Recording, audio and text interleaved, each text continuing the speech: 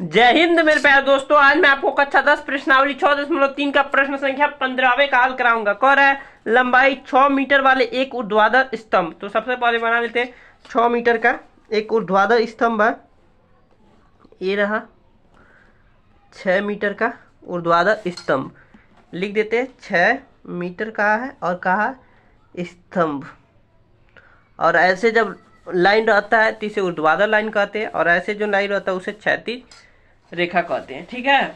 और उसके बाद क्या कह रहा है, एक ऊर्ध्वाधर स्तंभ है कि भूमि पर छाया की लंबाई, यानी छाया की लंबाई, इसकी छाया की लंबाई 4 मीटर है कह रहा है।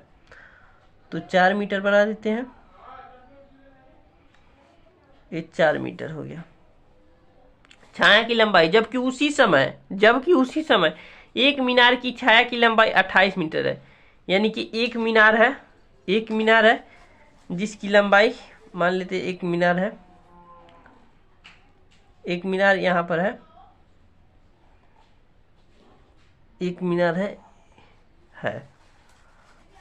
तो कह रहा है कहाँ गया, जबकि उसी समय एक मीनार की छाया की लंबाई 28 मीटर है। जैसे ये 6 मीटर था स्तंभ, वैसे ही एक मीनार है जिसकी छाया की लंबाई 28 मीटर है। तो जैसे 4 मीटर ये था, इसी प्रकार इसकी लंबाई 28 मीटर है।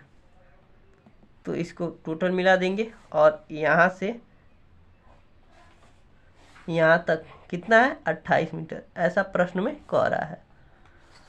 तो कह रहा है 28, तो मीनार की ऊंचाई ज्ञात कीजिए। यानी कि ये जो मीनार है इसे लिख देते हैं मीनार की ऊंचाई ज्ञात कीजिए।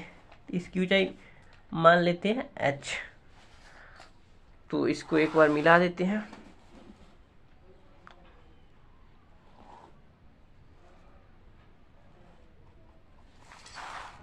तो देख सकते हैं मिला दिए, और एक त्रिभुज नामकरण कर देते हैं।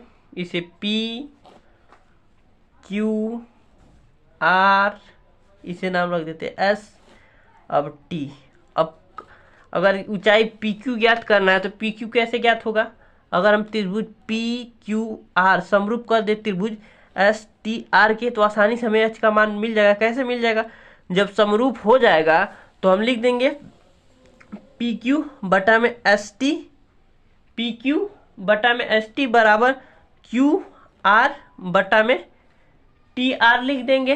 तो आसानी से हम वहां से PQ की वैल्यू ज्ञात करेंगे, क्योंकि 4 मान ज्ञाती है, 28 मान ज्ञाती है, 6 मान ज्ञाती है। तो चलिए स्टार्ट करते हैं। मुझे आशा है कि आपको समझ में आ गया, बहुत अच्छे से समझाया मैंने। और चलिए इसको हल कर देते हैं। सबसे पहले लिखेंगे त्रिभुज PQR और त्रिभुज PQR और STR में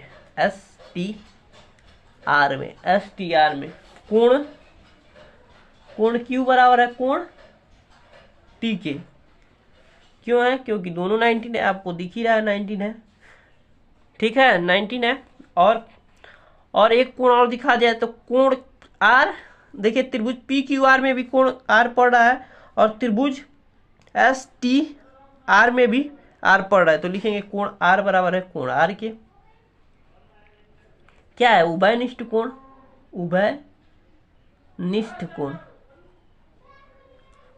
कोण है। तो लिखेंगे त्रिभुज PQR समरूप है त्रिभुज STR के। क्यों है, ए समरूपता कसौटी से, यहां लिख सकते हैं ए समरूपता कसौटी से।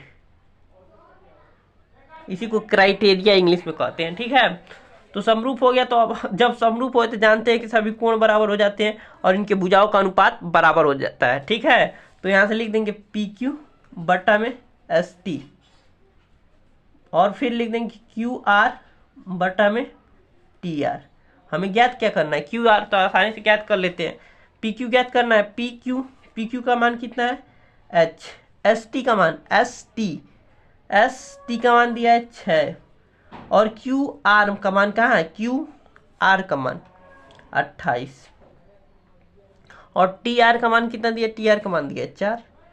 तो यहाँ से H की वैल्यू आ जाएगी 28 × 6 इंटू 4, 4 एक करने 4, 7 चौको 28, तो यहाँ हो जाएगा 7। तो h की वैल्यू आ गई 7 छक 42। दिख रहा है कि नहीं आपको? तो देखिए h से बराबर लिखे यहाँ से, और ये इधर उधर कर दिए तो 28 इंटू 6 हो गया, बटा में 4 था तो 4 एक करें 4, 7 चौको 28 इंटू 6, तो 7 छक 42। यही हमारा आंसर हो गया, 42 मीटर। मुझे ऐसा है कि आपको बहुत अच्छे से समझ में आएगा, बहुत आसान क्वेश्चन था और बहुत मजे से हमने हल कर दिया, और फिगर भी तो बहुत अच्छे से समझाया आपको, 2 मिनट तो इसी को लगा दिए। फिगर समझ में आएगा तो हल हुआ है।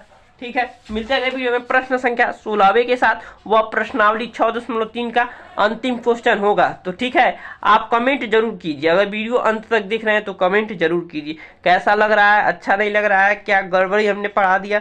गलतियां सबसे होती रहती हैं। ठीक है, तो मिलते हैं अगले वीडियो में प्रश्न संख्या 15वें 16वें के साथ।